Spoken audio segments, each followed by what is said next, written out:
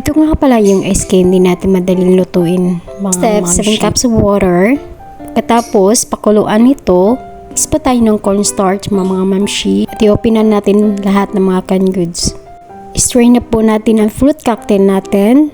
At magamit din ito, palasa niya at i-set aside natin. Ito na nga mga mamshi. Pagkatapos i-strain, ready na po natin ang evaporada at saka yung condensed milk.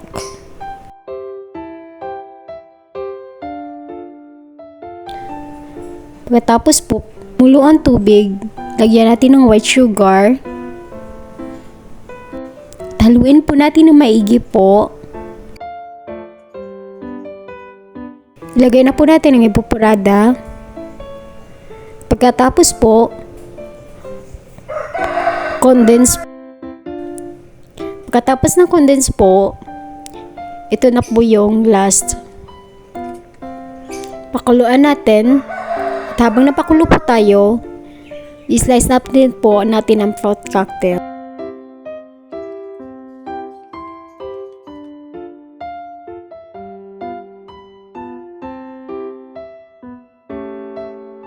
Hanggang sa lumapot po siya. Ilagay na po natin ang fruit cocktail, mga mamshi. Haluin po natin ng maigi hanggang sa lumapot po siya. Ready na po yung imbudo natin at ang plastic 3/4 by 10. Kaya mga mamshi, ready na po ba kayo magbenta? 5 pesos lang po each. At sigurado pong patok ito sa negosyo natin. Benta po talaga natin to mga mamshi. Kulang po is 200 pesos lang po. At ito na nga po mamshi, nagawa ko po siya ng mga 100 pieces. Thank you for watching my video.